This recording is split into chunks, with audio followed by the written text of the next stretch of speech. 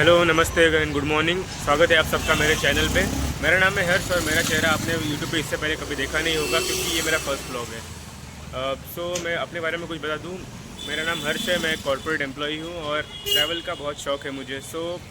ये first time है जब मैं एक सोलो ट्रैवलिंग करने के लिए निकला हूँ और सोलो ट्रैवलिंग करने के लिए मुझे कुछ इनफ एक्सपीरियंस नहीं था। मैंने एक ऐसा डेस्टिनेशन चूज़ किया है जहाँ पे मैं 1 डे ट्रिप करके आ सकूँ और वो डेस्टिनेशन है त्र्यंबकेश्वर। तो त्र्यंबकेश्वर 12 ज्योतिर्लिंगों में से एक है महादेव के, और ये नासिक डिस्ट्रिक्ट में आता है महाराष्ट्र के। मैं रहता मुंबई में हूँ। मेरे लिए ये डेस्टिनेशन बहुत नज़दीक था, इसलिए 4 घंटे के ट्रैवल के बाद मैं यहाँ पे पहुँचा हूँ। तो जुड़े रहिए इस ब्लॉग में। मैं आपको पूरी डिटेल दूंगा कि कैसे आप मुंबई या फिर किसी भी और डेस्टिनेशन से यहाँ पे आ सकते हो कम से कम खर्चे में। तो त्र्यंबकेश्वर जाने के लिए मैं अपने नियरेस्ट रेलवे स्टेशन से आया, कसारा रेलवे स्टेशन, और कसारा रेलवे स्टेशन से फिर कैब पकड़ के और ये ब्यूटीफुल सनराइज़ देखते हुए और सह्याद्री की ब्यूटीफुल माउंटेन रेंज को एंजॉय करते हुए मैं पहुंचा CBS रेलवे स्टेशन नासिक।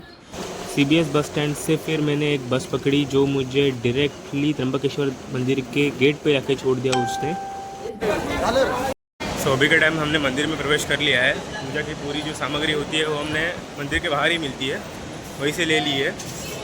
अभी के वक्त जो लोग आउटसाइड मुंबई रहते हैं उन लोग को आने के लिए पहले नासिक आना पड़ेगा, नासिक या फिर कसारा, जो भी आपको कंफर्टेबल है। वैसे नासिक आने के बाद यहाँ पे या फिर नासिक या फिर कसारा किधर भी आने के बाद आपको एक CSB करके एक बस स्टॉप है, वहाँ पे आना है और वहाँ से टैक्सी या फिर बस करके आपको त्र्यंबकेश्वर आना है। त्र्यंबकेश्वर की बस टैक्सी मंदिर के बाहर ही रुकती है, इसलिए आपके लिए वो कंफर्टेबल हो जाएगा।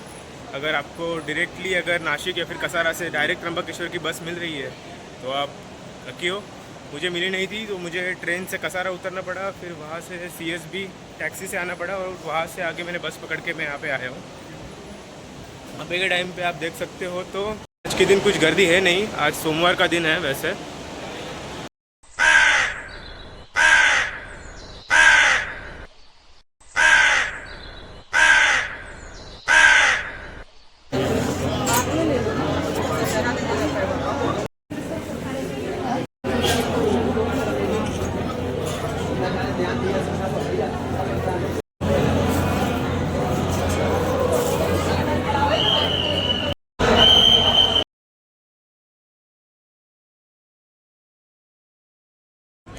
हेलो, तो जस्ट अभी हमारा दर्शन ख़त्म हुआ है। अभी आप मंदिर पीछे देख सकते हो। लगभग 1.5 घंटे हम लाइन में खड़े थे, उसके बाद दर्शन हुआ, लेकिन दर्शन बहुत मस्त हुआ है। ये देखिए मंदिर,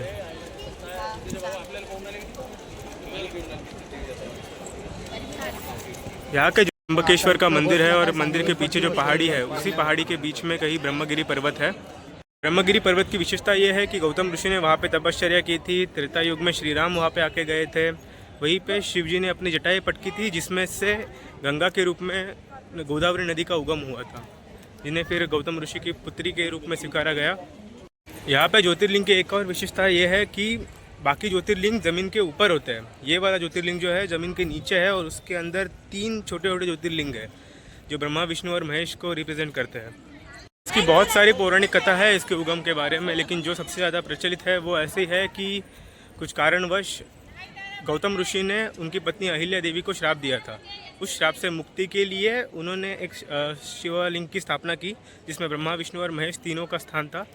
वही ज्योतिर्लिंग बाद में त्र्यंबकेश्वर ज्योतिर्लिंग के नाम से पहचाना गया। ये त्र्यंबकेश्वर ये एरिया है, इसमें ये ज्योतिर्लिंग स्थित है, इसलिए उसे त्र्यंबकेश्वर ज्योतिर्लिंग कहा जाता है।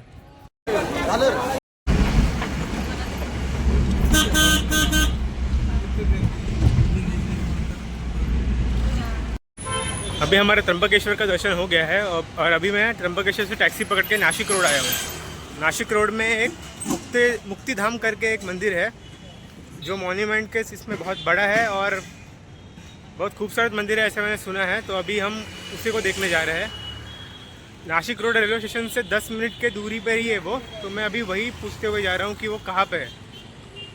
अभी मुझे ऑलमोस्ट 10 मिनट हो गए हैं नासिक रोड स्टेशन से चलते हुए, और यहाँ पे सामने मुक्तिधाम मुझे जो मंदिर है वो दिख रहा है। मैं हमेशा ट्राई करता हूँ कि जब भी किसी जगह पे जाऊँ तो चल के जो छोटे छोटे डिस्टेंस है वो कवर करूँ, जिससे वो शहर के बारे में कुछ ज़्यादा इन्फॉर्मेशन अपने को मिलती है। जब हम कार से ट्रैवल करते हैं तो हम ऑलमोस्ट जल्दी से चले जाते हैं, तो स्किप कर देते हैं जो इन्फॉर्मेशन या फिर जो चीज़ें हमें देखनी चाहिए वो। बट स्टिल अभी मैं नासिक के मेन मार्केट में से ही चल रहा था, तो नासिक का मार्केट देखने मिला मुझे। उसके बीच में मैंने एक लस्सी पी जो भी क्वाइट गुड थी। और यहाँ पे मुक्तेश्वर का मंदिर है। अभी हम मंदिर में प्रवेश करके देखेंगे, थोड़ी देर यहाँ पे बैठेंगे।